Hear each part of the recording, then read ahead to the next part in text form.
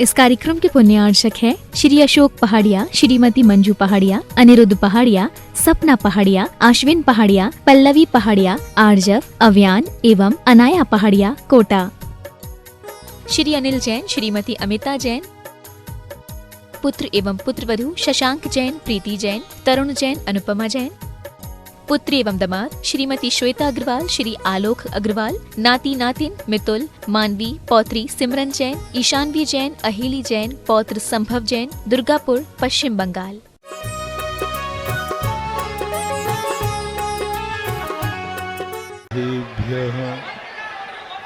जय श्री ओम नमः सिद्धेभ्यः। सर्वमंगलमांगल्यं सर्वकल्याणकारकं प्रधानं सर्वधर्माणां जैनं जयतु शासनं, जैनं जयतु शासनं। पंच परमेष्टि भगवान की आचार्य श्री गुरुवर कुंद कुंद महाराज की, आचार्य श्री गुरुवर विद्यासागर महाराज, श्री सुधा सागर जी महाराज की। सभी लोग शांति बनाए रखेंगे, बैठ जाएं, जो जहां खड़ा है वहीं बैठ जाएं। प्रकृति से कुछ ऐसे वरदान अपन को मिले जिन वरदानों का यदि हम लाभ लेवें तो हम अपनी खुद की जिंदगी खुद के अनुसार व्यतीत कर सकते हैं। प्रकृति ने कुछ स्वतंत्रता ऐसी दी है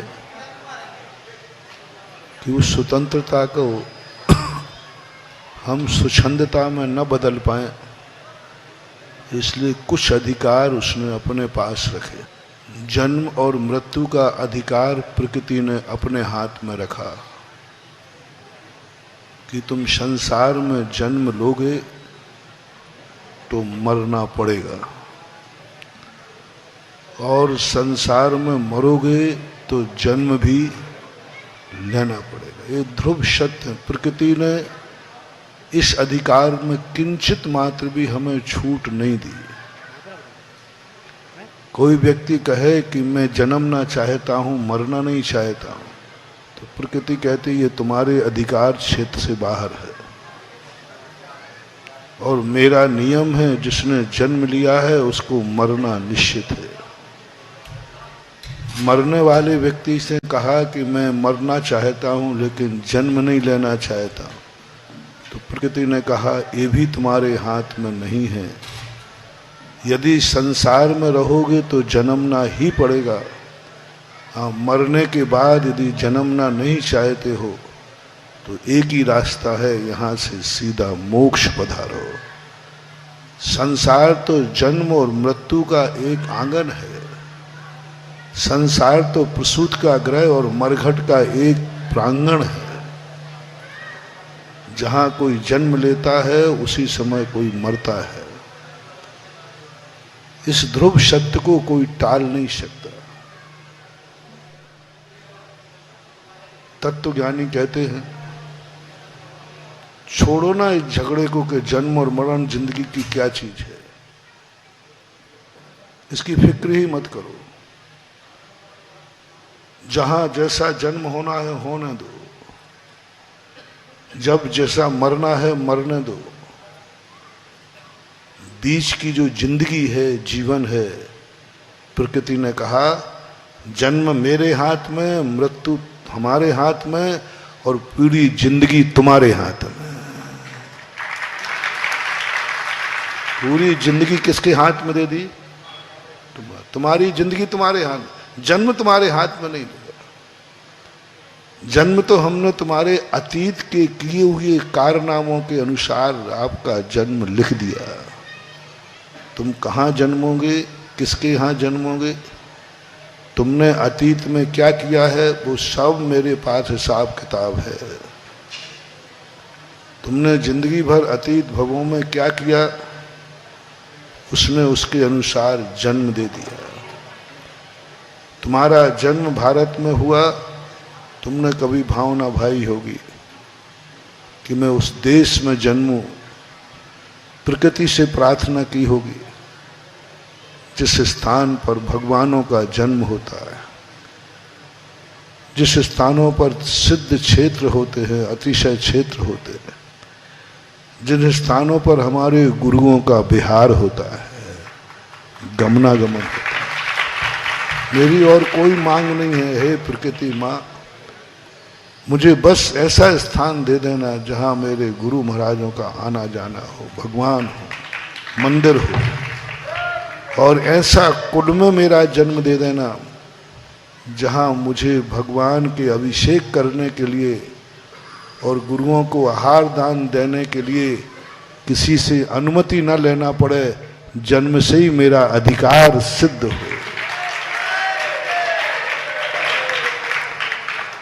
इस कर्म को तुमने किया,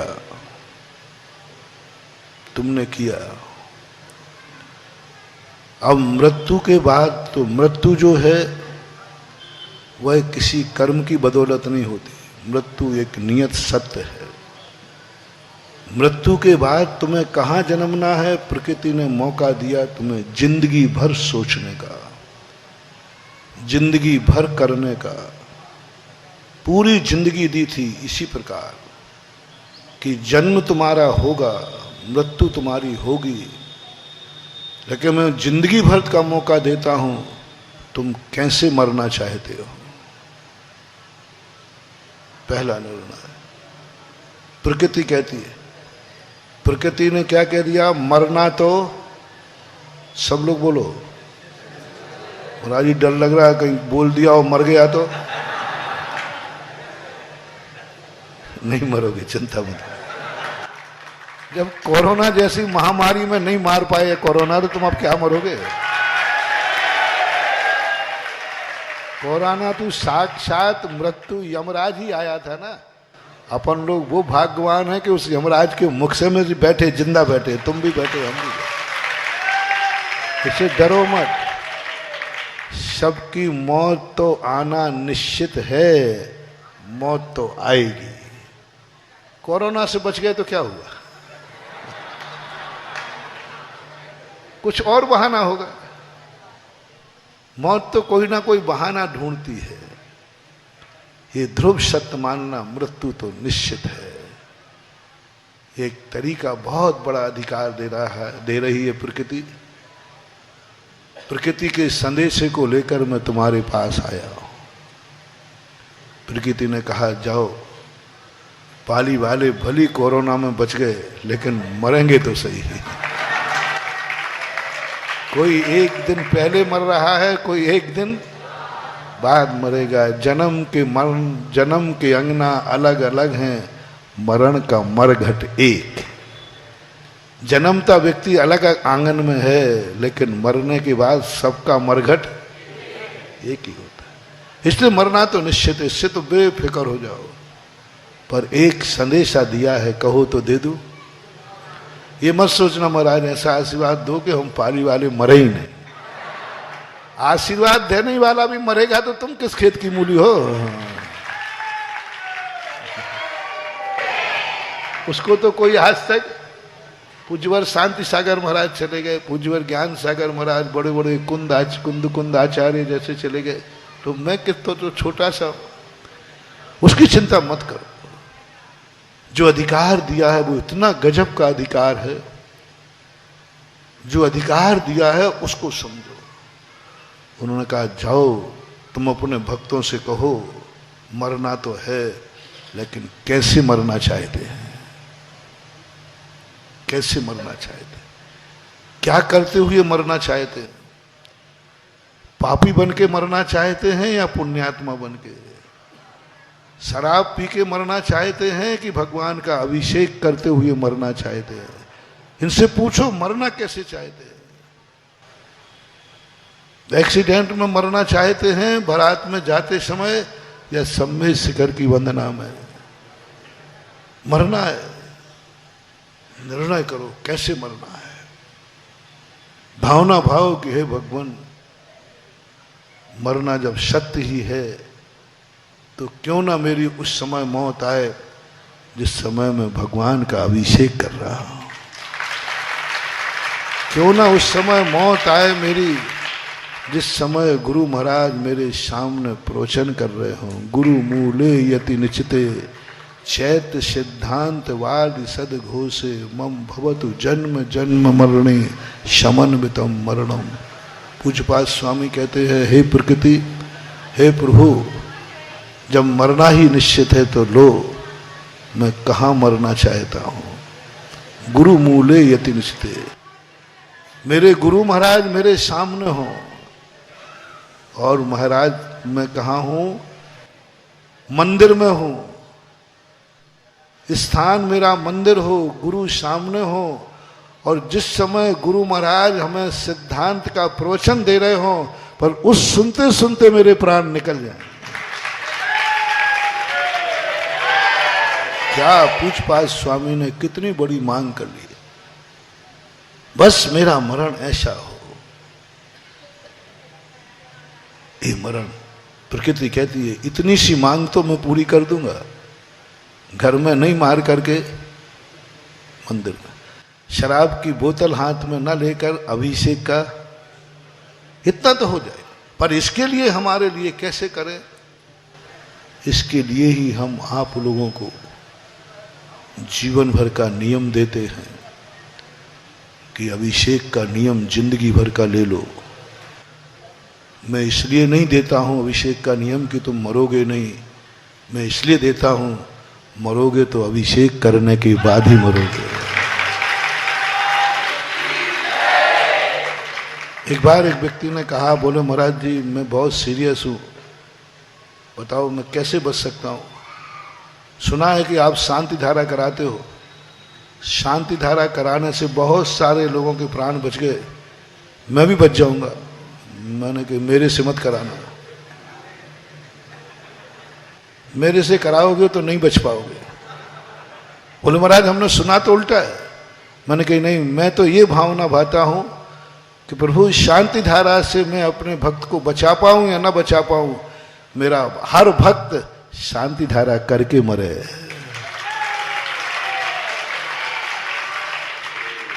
मरना तो है ही शांति धारा के। कोई कहे कि महाराज शांति धारा करने जा रहे हो बच जाओगे, बोले मैं बचने के नहीं जा रहा हूं, मरूंगा तो कम से कम शांति धारा करके जाओ, माला फेर के मरूंगा। मरूंगा तो सही लेकिन मुनि बन के मरूंगा। बस मरना, यही फैसला तो हम लोगों ने किया है। मरना तो है ही, लेकिन प्रकृति से कहा मरना निश्चित है लेकिन मैं मुनि बन के मरना चाहता हूं। प्रकृति ने मान लिया। अब एक और ख्वाहिश है, संलेखना पूर्वक मरना चाहता हूं, वो भी पूरी होगी। ये च्वाइस है अपने हाथ में। उसके लिए हमें जीवन भर की साधना करना पड़ती है, जीवन भर की तपस्या मरना पड़ती है। वे जिंदगी में फॉलो करना पड़ते हैं जिस तरीके से हम मरना चाहते हैं। दूसरा, मरने का हिसाब अपन ने समझ लिया थोड़ा थोड़ा सा। कभी भगवान से कहा करो, हे भगवान यदि मेरी एक्सीडेंट से मौत है, यदि है तो हो सकती है कि नहीं है? बोलते नहीं हो सकती है। तो एक प्रार्थना करना, भगवान यदि मेरी एक्सीडेंट से मौत हो तो किसी बारात में जाते समय ना हो, किसी आरंभ परिग्रह के करते समय ना हो, उस समय हो जिस समय सम्मेद शिखर का या गुरु का दर्शन करने जा रहा हूं। एक्सीडेंट होना है तो वो तो होगा, लेकिन क्यों ना अपन थोड़ा सा परिवर्तन। देखो एक्सीडेंट को नहीं टाल सकते, एक्सीडेंट तो किस्मत में लिखा के लाए हो तो वो तो होगा, पर अपन एक संशोधन करा सकते हैं कि एक व्यक्ति बारात में जा रहा है और एक व्यक्ति सम्मेद शिखर जा रहा है। दोनों का एक्सीडेंट से मौत थी, लेकिन दोनों में अंतर क्या है? एक मरेगा तो पाप के साथ राग भाव में मरा है और एक मरेगा तो सम्मेद शिखर से मरा है। एक्सीडेंट से तो भगवान महावीर भी नहीं रोक पाए। शास्त्रों में आता है कि भगवान महावीर का दर्शन करने एक मेंढक जा रहा था, समोशम, वो मर गया। सारे मेंढकों ने कहा कहाँ जा रहा है? बोले अपन तो मेंढक हैं, कैसे भी कोई भी कुचल देगा, कम से कम मैं एक्सीडेंट से मरूंगा तो भगवान के दर्शन करते समय मरूंगा। और मेंढक फुदकता हुआ पाखुड़ी दबा करके समूषण में चल गया। निश्चित था कि मरना है, भीड़ बहुत है। उसने कहा मरूंगा, और वो भगवान के दर्शन करने नहीं पहुंच पाया, मर गया। और मर करके 5वें स्वर्ग में जाके देवता हुआ। समूषण का फल पा गए। तो हमारे जीवन में ऐसे कुछ नियम होना चाहिए। हम प्रकृति को ना बदलें, हम सिद्धांतों को ना बदलें। उन सिद्धांतों में छूट जो दी गई है उसका लाभ लें। स्थान परिवर्तन कराओ, समय परिवर्तन कराओ। हम कौन सी क्रिया करते समय मरें, ये साधना करो। अब आती है आपकी बात, आप कहाँ जन्म लेना चाहते हैं? पाली वालों, मरना तो आपका निश्चित हो गया कि नहीं? और थोड़ा बहुत संदेह था तो मैंने और कह दिया, सबको मरना है। और मैंने भी अपने को शामिल किया कि तुम्हें अकेला कहा, सबको कर लिया। नहीं तो तुमको महाराज जो आज अभिशाप दे रहे हैं सबको, नहीं मैं भी शामिल हूं भाई, नियत सत्य। अब एक फैसला और बताओ, तुम जन्मना कहां चाहते हो? मैं लिस्ट बना करके दे दूंगा यमराज को, और मेरी लिस्ट बनी हुई कोई आज तक टाल नहीं पाया।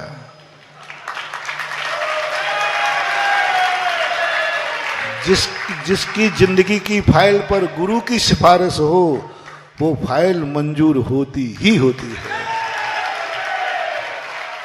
आप लोगों ने देखा कुछ फाइलें ऐसी होती हैं जिस पर कोई अच्छा व्यक्ति सिफारिश कर दे तो क्या कहते हो? अब वो कार्य तो, क्योंकि सिफारिश मजबूत है, हो नहीं है वो तो पक्का आप सिफारिश कर देना।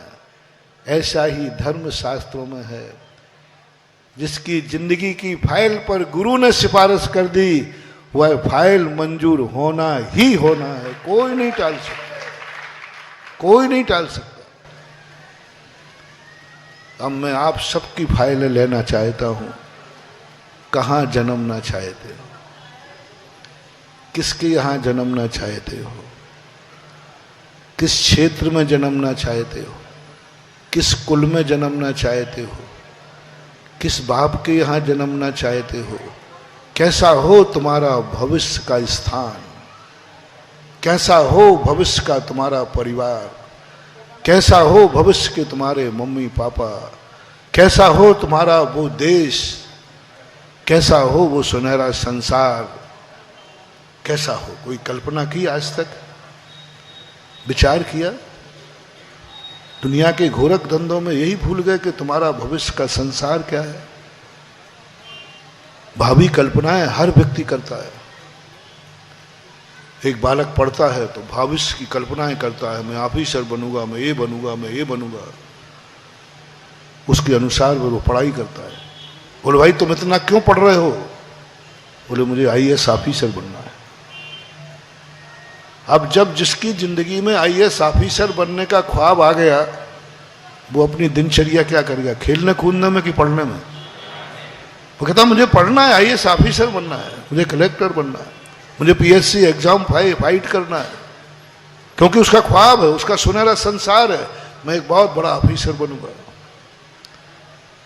एक बालक करता है, एक जिंदगी में हर व्यक्ति करता है। आप लोग गृहस्थ हैं, गृहस्थी में व्यापार करते हैं, आप ख्वाब करते हैं धंधा होगा, व्यापार होगा, इतना धन आएगा, ऐसा करूंगा, एक ख्वाब होता है, होना चाहिए। आप लोग विवाह करते हैं, एक कन्या अपने ख्वाब सजाती है, मेरी ससुराल ऐसी होगी, मेरा पति ऐसा होगा, मेरी जिंदगी ऐसी होगी। सबके लिए कोई ना कोई ख्वाब होता है। पुरुष का भी ख्वाब होता है, मेरी जिंदगी ऐसी होगी, मेरी पत्नी ऐसी होगी, मेरे बच्चे ऐसे होंगे। चाहे होवे या नहीं होवे, लेकिन ख्वाब तो होता ही, होना ही चाहिए। तो तुम्हारी जिंदगी के मरने के बाद का ख्वाब क्या है तुम्हारा? क्या तुम चाहते हो कि तुम्हारा जन्म पुनः भारत में हो या अमेरिका में? अमेरिका बहुत अच्छा देश है, व्हाइट हाउस है, वहाँ सोने की सिक्का है, सब कुछ है? कहाँ जन्म लेना चाहोगे? परीक्षा कर लो। आपके बेटे को पढ़ाई तुमने पढ़ाई, यदि उसको भारत में रखोगे तो 5 लाख रुपए का पैकेज है, और एक विदेशी कंपनी कह रही है कि 50 लाख रुपए का पैकेज है। बेटे को कहाँ भेजोगे? मुझे ही बुद्धू बना रहे हो कि मुझे भारत में जन्म लेना है? मुझे ही बुद्धू बना रहे हो? 45 लाख रुपए के डिफरेंस में तुम भारत को भाड़ में झोंक दोगे और बेटे को अमेरिका भेज दोगे। कितने एनआरआई हैं जो अमेरिका में रह रहे हैं? कह रहे हो बात ऊपर से, क्योंकि तुम्हें मालूम है कि महाराज तो बिल्कुल भोला भाला है, तो कुछ जानते ही नहीं है। और जितना महाराज जानता है उतना दुनिया का कोई व्यक्ति नहीं जानता। 45 लाख डिफरेंस में आप बेटे से कहो बेटा यहां कहां मरता है भारत में, इस सड़े देश में, सड़े देश में, गरीब देश में कहां? देख 50 लाख का पैकेज आया है, तुम भेज दोगे। 100 में से कोई एक व्यक्ति होगा, माँ बाप, बेटा नहीं, बेटा नहीं। 45 लाख रुपए का सवाल नहीं। जिस देश 45 लाख दे रहा है वो देश इतना निकम्मा है कि हमारे एक भी भगवान ने जन्म नहीं लिया, एक भी भगवान का गुरु नहीं है, वहां मंदिर नहीं है, हमारे गुरु महाराज तक नहीं जाते। और जहां मेरे गुरु महाराज जाते हैं, जहां मेरा मंदिर है, जहां मेरे भगवानों का जन्म है, उसमें यदि भूखे भी मरना पड़े तो हम यहीं रहेंगे, चाहे भली भूखे। अंदर से चेतना से बोलो, अंदर से बोलो। कहीं 45 लाख रुपया कहीं तुम्हें भारत को हे कर देगा, भारत के प्रति तुम्हारी उपेक्षा होगी, चले जाओगे। और पाली वालों को तो मैं 45 लाख तो महाराज बहुत है, हम लोग तो 10 लाख में ही बदल देंगे।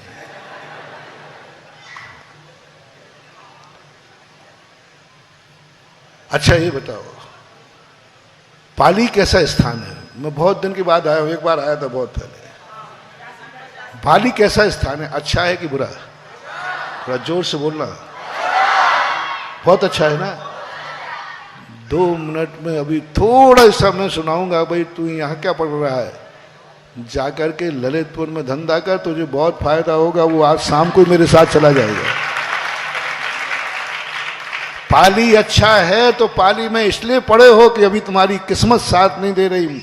जिस दिन थोड़े 2 पैसे ज्यादा हो जाएंगे, पाली को ठिंगा दिखाओगे, ललितपुर चले जाओगे। अभी थोड़ा किस्मत साथ नहीं दे रही है। गांव में कौन पड़े हैं जो किस्मतहीन हैं, जिनका पुण्य साथ नहीं। जिनका थोड़ा पुण्य बढ़ा उन्होंने गांव छोड़ा। अब मैं सबका पाली छुड़वाऊं या यहीं रखूं? यहीं रखूंगा तो एक आशीर्वाद देना पड़ेगा, पाली वाले सब गरीब बने रहें, बस इनको दोनों टाइम की रोटी और 2 कपड़े और एक मकान मिलता रहे बस। और गारंटी रहता हूं सैकड़ों साल तक पाली जिंदाबाद रहेगी। और जैसे ही मैंने कहा कि पाली वाले खूब फले फूले, हर पाली वाला करोड़पति हो, 1 साल नहीं लगेगा, हम दूसरी बार आएंगे तो यहां मंदिर के अलावा कुछ नहीं मिलेगा। मैंने कहां गए रे भाई? बोले आपने क्या करे, आपको सुखी बनाता हूं तो धर्म जाता है, और आपको धर्म की रक्षा करता हूं तो तुम्हें दुखी बनाना पड़ता है। कल ही मैंने कहा था आज सुख में कोई धर्म करना नहीं चाहे, दुख में करना चाहता। और मुझे धर्म कराना है तो तुम्हें दुखी रखना पड़ेगा। कितना कष्ट होगा हमें कि मुझे धर्म के खातिर, मुझे पाली के खातिर तुम्हें क्या अभिशाप देना पड़ा। बोलो ना, क्या यह मुझे अच्छा लग रहा है? क्या मैं ये दे सकता हूं? क्यों करते हो गुरु को मजबूर? कहो वायदा करो महाराज, मैं वायदा करता हूं, कितना भी धन मेरे यहां बढ़ जाए मैं पाली नहीं छोड़ूंगा। तो फिर मैं कहूंगा चक्रवर्ती भव।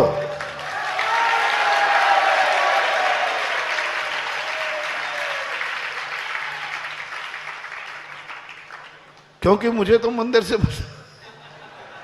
मैं अच्छा मंदिर बनाऊं तुम सब भाग जाओगे।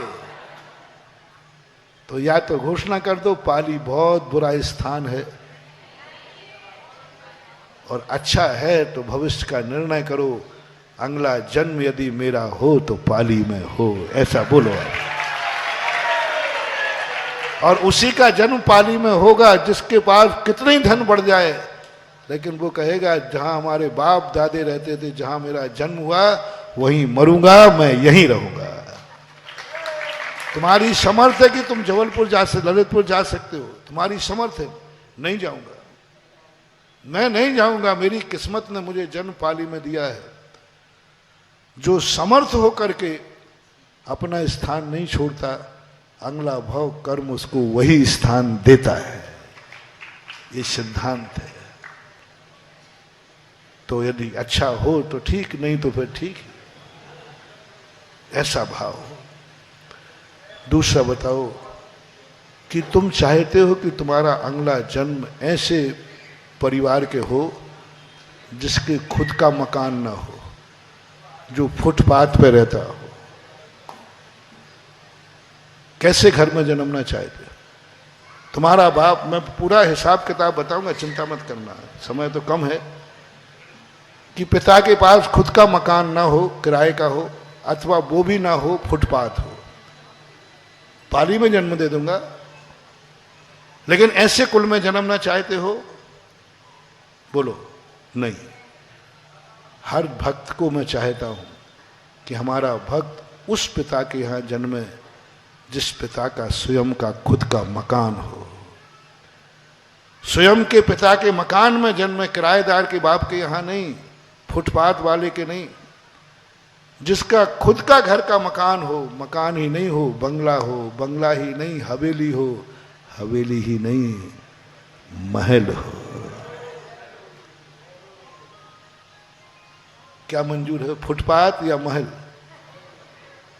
अगले साल, अगले बार मर के तुम्हारा जन्म हो तो महल में या फुटपाथ पर? जोर से बोलो। बता दूं कहां से बन गए? मैं जगह जगह मंदिर नहीं बनवाता हूं, भगवान के लिए मंदिर नहीं बनाता हूं। मैंने भगवान से कहा, भगवान मैं तेरे लिए कभी मंदिर नहीं बनाऊंगा, क्योंकि तुझे मंदिर की जरूरत ही, और तू मेरे मंदिर में क्या बैठेगा? तुझे तो सोने का मंदिर चाहिए, कुबेरों का। तो फिर ये मंदिर क्यों बनवाता है? मैं अपने भक्तों के लिए, क्योंकि मुझे मालूम है जो भक्त जिनेन्द्र देव को रहने का स्थान देता है वो मर करके महलों में जन्म लेता है। ये भगवान का मंदिर नहीं बना रहा है। तुम लोगों के मन में एक धारणा बनी है भगवान का मंदिर है, भगवान का धर्म है। बहुत मूर्खता है। भगवान का मंदिर नहीं है, भगवान के लिए मंदिर नहीं है, ये अपने लिए मंदिर है, अपने लिए मंदिर। भगवान का मंदिर भगवान स्वयं बना सकते थे, लेकिन नहीं, भगवान का मंदिर स्वयं नहीं बनाएंगे। भगवान का मंदिर भक्त बनाएगा। क्यों? भक्त क्यों बनाएगा मंदिर? भगवान इतने अतिशयकारी शक्तिकारी हैं, एक परिणाम करे सोने का मंदिर बन जाएगा।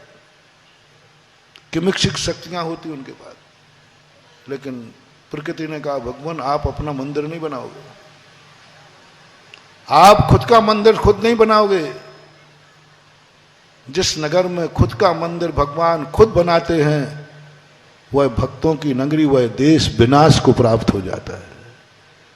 इसलिए यह मौका भक्तों को दिया जाए, क्योंकि भक्त अभी संसार में है। वो चाहता है कि मैं एक महल में जन्म लूं, राजा के महल में जन्म हूं, जब मैं मरूं तो मेरा जन्म महल में हो। कौन लेता है? जिसने पूर्व भाव में 3 दान बता रहा हूं। पहला दान, महलों में यदि जन्म लेना है, रावण को उठा के देखो, रावण के जीवन में ऐसे ही पुण्य नहीं आया था। उसने इतना भगवान का सोने का मंदिर बनाया था, स्वर्णमय मंदिर बनाए थे, स्वर्णमय मंदिर बनाए थे। और ये भावना भाई थी कि भगवान आज मैं तेरा सोने का मंदिर बना रहा हूं, जब मेरा जन्म हो जिस पिता के पास, उसकी लंका सोने की होना चाहिए। जैसा बीज बोया, मंदिर सोने का बनाया, तो किस महल में जन्म लिया? बीज क्या बोया था? सोने का मंदिर बोया था, सोने का महल मिल गया, फसल मिल गई, टिट फॉर टेट। सोने का मंदिर बनाया तो सोने का महल बनाओ, पत्थर का महल बनाओगे तो पत्थर का मंदिर बनाओगे तो पत्थर का महल मिलेगा जैसा। और उस समय उसके परिणाम। यदि आप चाहते हो कि मैं मरण करके, महानुभाव अपनी जिंदगी में खूब कमाते हो, पाली में कोई पैसे की कमी नहीं, कोई अमीर नहीं है, कोई गरीब नहीं है यहाँ, सब मैं छोटे छोटे स्थानों पर होके आया हूं। अभी एक छोटा सा स्थान जरुआ खेड़ा था, पाली से बहुत गरीब है, लेकिन क्या गजब का उन्होंने दिया।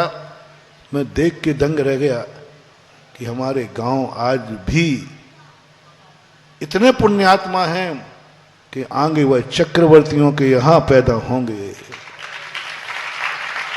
पंचम काल में भी ये मिलता है। कमाना तो धन तो आता है जाता है, एक बीमारी आ जाए सब रखा रह जाता है, और कोरोना में मर जाते तो सब रखा रह जाता है।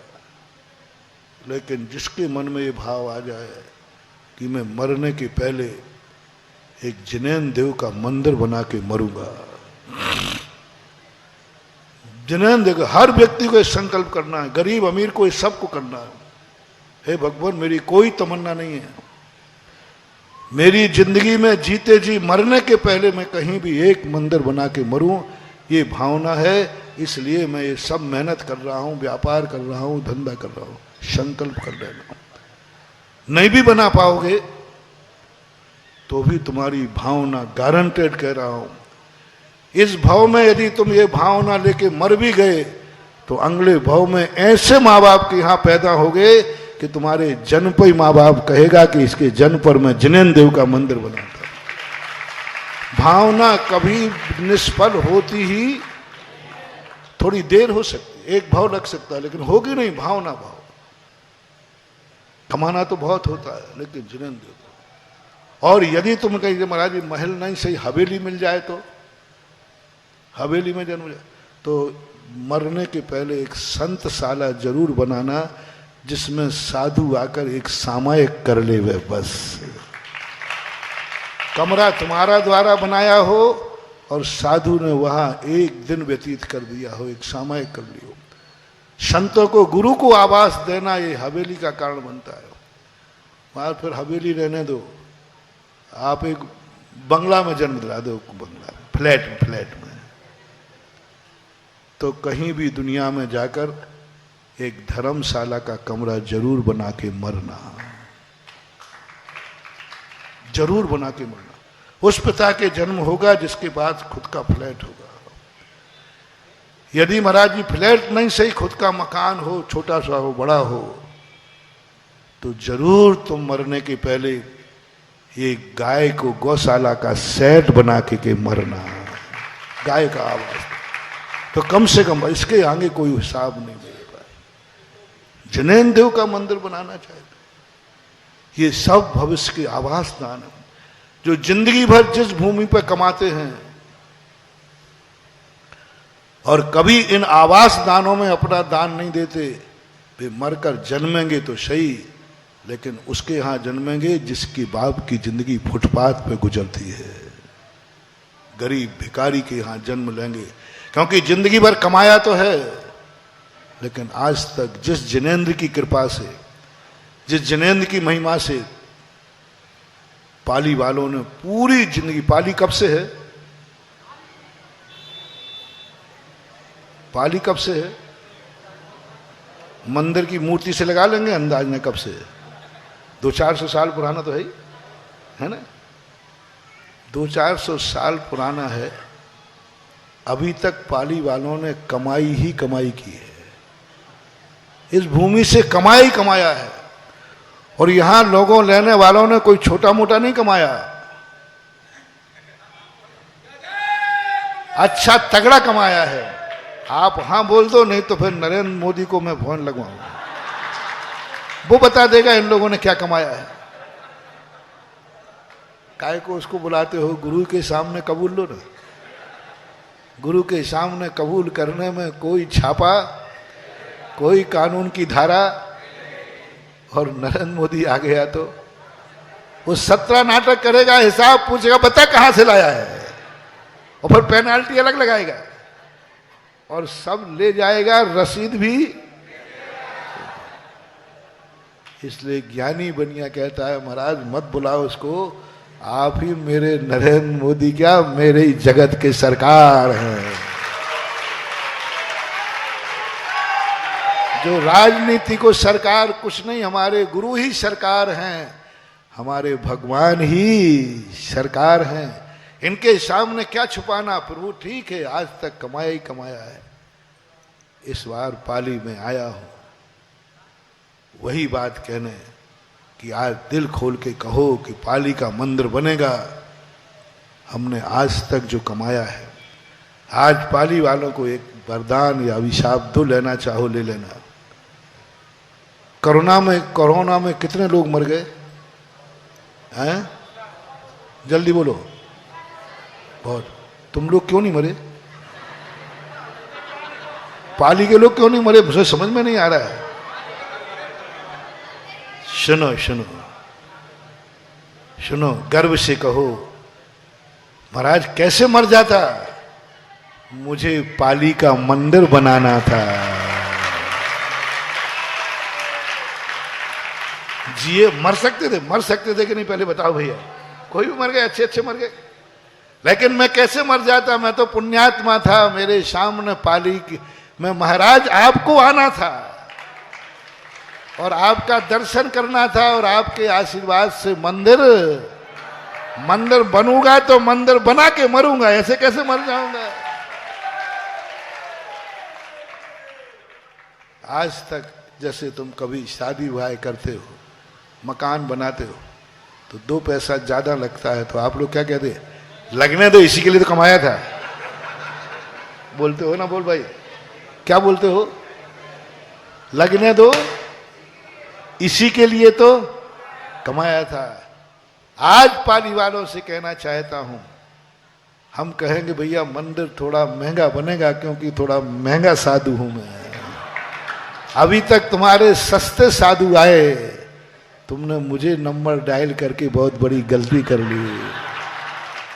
मेरा माल कंपनी का है और कंपनी का माल थोड़ा, देखो जुगाड़ सिस्टम वाला माल और कंपनी के माल में अंतर तो, और मेरा कंपनी का माल है, और पाली वालों को जुगाड़ सिस्टम से लेने की आदत है। सस्ता माल और कंपनी का माल सस्ता नहीं मिलता, गारंटेड मिलता है, और मैं गारंटेड ही बात करता हूं। तो क्या तुम ये गर्व से कह सकते हो कि मैं इसलिए कोरोना में नहीं मरा कि मुझे पाली में आपका दर्शन करना था। क्या मेरे दर्शन के लिए तुम जिंदगी को पुरस्कार में दे सकते हो कि मैं इसलिए नहीं मरा कि पाली में महाराज आपका दर्शन होना था। दूसरा, क्या यह कह सकते हो कि मैं इसलिए नहीं मरा हूं महाराज कोरोना में कि मेरे हाथ से पाली के जिनेंद्र देव का मंदिर बनना था, मेरा धन का उपयोग होना था, और इतना बढ़िया उपयोग होना था, मैं कैसे मर जाता। और भाग, जब भी मंदिर जाओ, जब भी अभिषेक करो, तो यही कहना चाहिए, भगवान रात में ना जाने कितने लोग मर गए होंगे, लेकिन मैं क्यों नहीं मरा, क्योंकि सुबह मुझे तेरा अभिषेक करने का पुण्य लिखा था ना। मेरी हाथों में रकील है कि मेरे हाथ से जिनेंद्र देव का मंदिर बनेगा, इसलिए मैं नहीं मरा। ये यदि अनुभूति आज तुम्हें आ जाए, हर व्यक्ति ये कह सके, पाली का महिला पुरुष, कि मैं इसलिए आज जिंदा हूं कि मुझे पाली का मंदिर बनाने का सौभाग्य मिलेगा। पाली का मंदिर जो अनेक प्रकार से विद्रूप है, वस्तुतः कैसे जिंदगी चला रहा है इस मंदिर में भगवान ही मालिक है। इतने सब तरफ से विभिन्न प्रकार के दोषों से ग्रसित है। अब ऐसा मंदिर बनाओ, पाली देवगढ़ की छाया में है, देवगढ़ क्षेत्र, बल्कि कहो तो देवगढ़ के एरिया में 50 किलोमीटर में आ जाता है। और देवगढ़ तो 50 किलोमीटर एरिया का देवगढ़ माना जाता है, तो पाली तो उसमें आती है।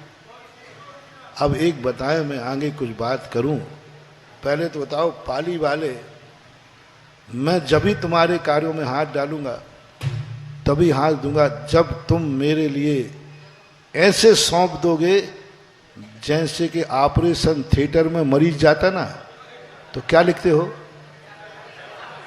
मरे चाहे। यदि ऐसा समर्पण हो तो मैं केस को लूं, अन्यथा मेरे पास टाइम नहीं है। क्या पाली की समाज ऐसा समर्पण दिखाएगी? अध्यक्ष जी, इसके बाद तुम कहीं भी कोई भी जो मैं कहूंगा वह करोगे? यदि मैंने कह दिया कि पाली की समाज सारी संपत्ति मंदिर के नाम करके निकल जाओ, अध्यक्ष जी देखो, वैसे ही मत समझना ये सुधा सागर सांची सांची हो जाएगी। पर बाद में, अभी तो हंस के कह रहा, बाद में रोना मत। ललितपुर का अध्यक्ष खड़ा है गभाए में। यदि देखो, तुम जानते हो सुधा सागर कुछ भी हो सकता है, कुछ भी कर सकता है।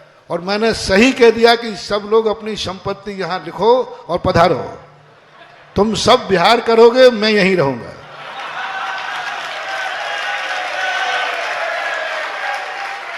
तुम सब लोग जाके ललितपुर चतुर्मास करोगे।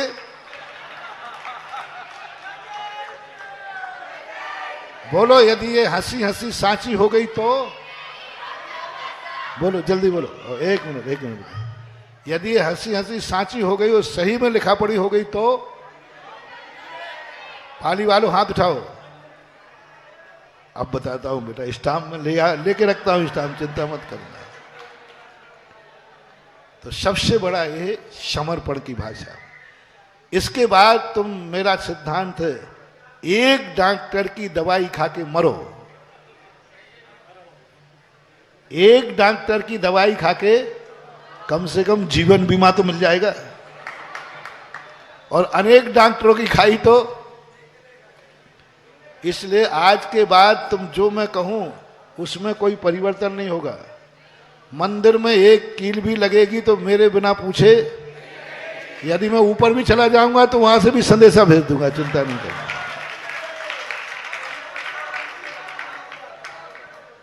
कोई प्रकार का फिर अपने मनमानी नहीं करना। अब सबका समर्पण है, मैं जो बोलूं वह करना है कि नहीं। और इतना विश्वास रखना, गुरु और मां, इन दो के सामने कभी शक्ति मत छुपाना।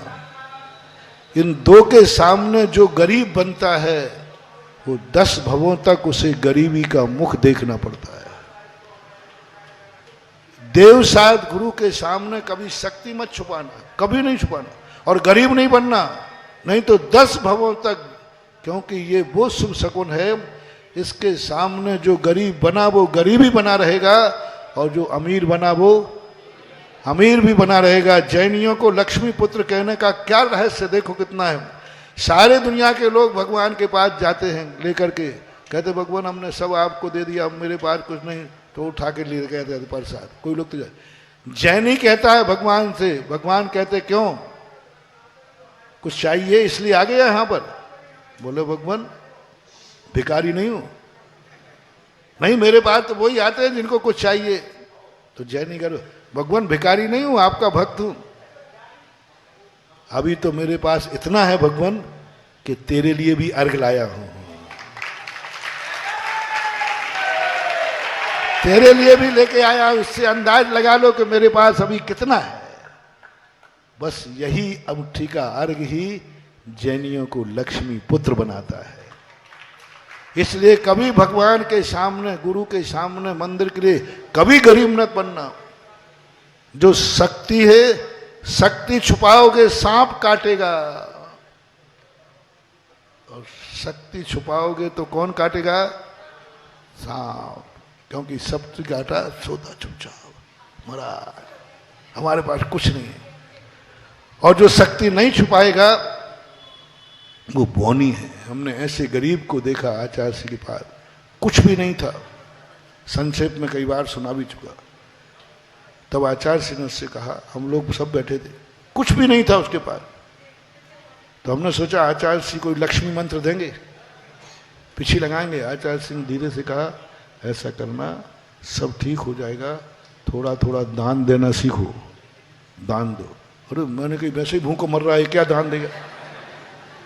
लेकिन आचार्य सिंह का वो वरदान, 6 महीने के अंदर वो इतना समर्थ होके आया कि उसने लाखों का दान देने का मन बना लिया। जिनकी ताकत नहीं थी, एक महिला ने, एक पुरुष ने 11 लाख का मंदिर बनना था और उसने सुना 11,000, तो मंदिर भूल गया। और घर में जाके माँ बोलती है, मैं एक मंदिर बोलाई। तो लड़के कहते हैं, माँ मंदिर तो 11 लाख, मैंने 11 लाख नहीं 11,000 का। अब तो भूल गया माइक पे। लड़के आ गए, बोले महाराज जी हम क्या करें, माँ ने मंदिर बोल दिया है।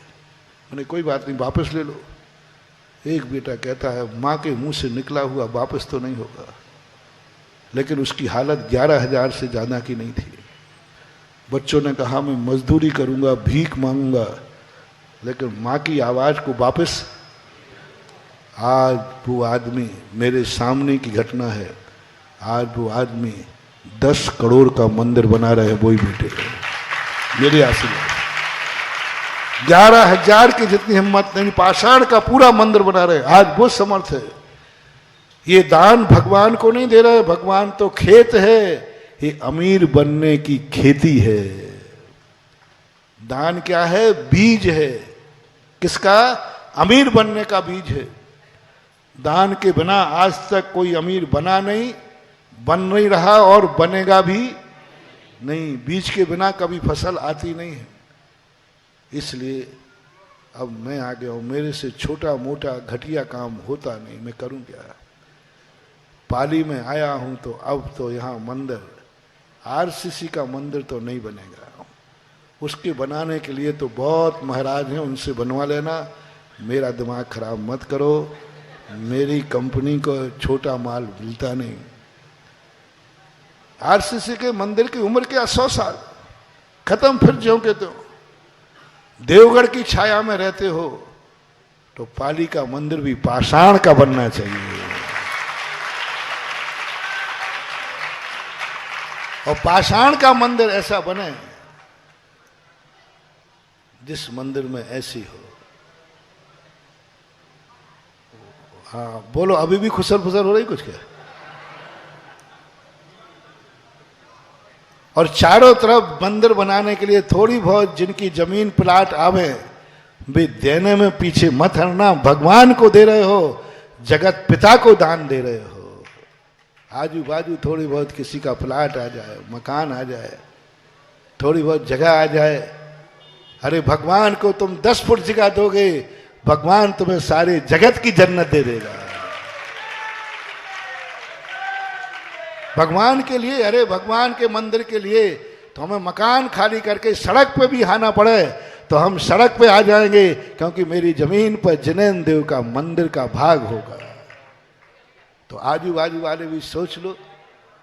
हाँ अभी, हाँ ठीक है, 2 मिनट बैठ जाए, अभी 2 मिनट बैठ जाए। थोड़ा मैं हस्ताक्षर करा लूँ सबसे, इस्ता हो गया। तो ये 2 बात है। थोड़ा बहुत मंदिर के आगे पीछे जमीन आए, हर व्यक्ति देने को तैयार। आओ भाग मान करके, भगवान मैं रह लूंगा फुटपाथ पर, मेरा भगवान बैठेगा, मेरे भगवान का मंदिर होगा। भगवान के नाम पर कभी त्याग करके तो देखो, भगवान के नाम पर कभी सड़क पर बैठ करके तो देखो, भगवान खुद तुम्हें उठाने आ जाएगा कि हमारा भक्त हमारे लिए सड़क पर बैठा है। और भगवान के लिए कभी दान दे के तो देखो तुम्हारा क्या। आज तक मैंने नहीं देखा कि कोई दानी ने दान दिया हो और वो दिवालिया हुआ हो।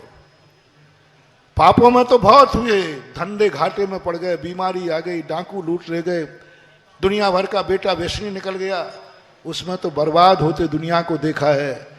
लेकिन दान देने वाला बर्बाद हुआ अभी तक ऐसा मैंने देखा नहीं। आबाद ही आबाद हुआ है।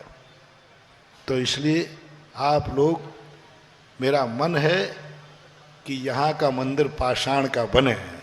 क्या राय है? थोड़ा हाथ उठाएं। चिंता मत कर, मैंने पहले ही कह दिया, गुरु और माँ तुम्हारी कुवत जानते। गुरु माँ कभी ऐसा वाक्य नहीं बोलते जो तुम्हारी कुवत से बाहर हो। और मैंने पाली की कुवत जान ली है, तभी बोल रहा हूं क्योंकि मैं तुम्हारा गुरु हूं। और कुवत है, और अब कुवत छुपाई तो बेटा सबके घरों में एक एक सांप आएगा, वो काटेगा। जो कुवत छुपाएगा उसे सांप काटेगा, ध्यान रखना। फिर बाद में मत बोलना अपन तो पहले खुली खुली बोलते। शक्ति नहीं छुपाना। सबका पुनः समर्पण है कि नहीं? एक बार और बोल दो भैया। सब हाथ उठा थोड़ा सा, सब लोग वीडियो बना लेना भाई सबकी। अब मेरा मन है कि मंदिर मैंने देख लिया, 7 वेदी है ना, 7 वेदी बहुत अच्छा है। और अब मंदिर का, पाषाण का मंदिर बने, बहुत सुंदर मंदिर बने। देवगढ़ जब तक जिंदा रहे तब तक पाली जिंदा रहे। और तुम चले भी जाओगे, तुम्हारा कोई भरोसा नहीं है। तुम 45 लाख में 45 लाख का ऑफर बेटे को आ जाए तो तुम तुरंत धीरे से, तुम्हारा कोई भरोसा नहीं है। पर मुझे पाली जमीन पे भरोसा है, देवगढ़ की छाया पे भरोसा है। तुम चले भी जाओगे तो हमारा ये मंदिर पाली को तीर्थ क्षेत्र बना देगा और हर देवगढ़ आने वाला पाली आएगा। मैं वही पाषाण का आशीर्वाद देता हूं जहां तुम्हारा कोई भरोसा नहीं। कल के दिन चले गए तो फिर मैं उस भूमि पर ऐसा संस्कार करके जाता हूं कि यदि ये चले भी जाएंगे तो ये तीर्थ के नाम से प्रसिद्ध होगा। और देवगढ़ आने वाला व्यक्ति कहेगा पाली तीर्थ के दर्शन करने भी जाना है। इस कार्यक्रम के पुण्यार्चक थे श्री अशोक पहाड़िया, श्रीमती मंजू पहाड़िया, अनिरुद्ध पहाड़िया, सपना पहाड़िया, आश्विन पहाड़िया, पल्लवी पहाड़िया, आर्जव, अव्यान एवं अनाया पहाड़िया, कोटा। श्री अनिल जैन, श्रीमती अमिता जैन, पुत्र एवं पुत्रवधू शशांक जैन, प्रीति जैन, तरुण जैन, अनुपमा जैन। पुत्री एवं दामाद श्रीमती श्वेता अग्रवाल, श्री आलोक अग्रवाल, नाती नातिन मितुल, मानवी, पौत्री सिमरन जैन, ईशानवी जैन, अहिली जैन, पौत्र संभव जैन, दुर्गापुर, पश्चिम बंगाल।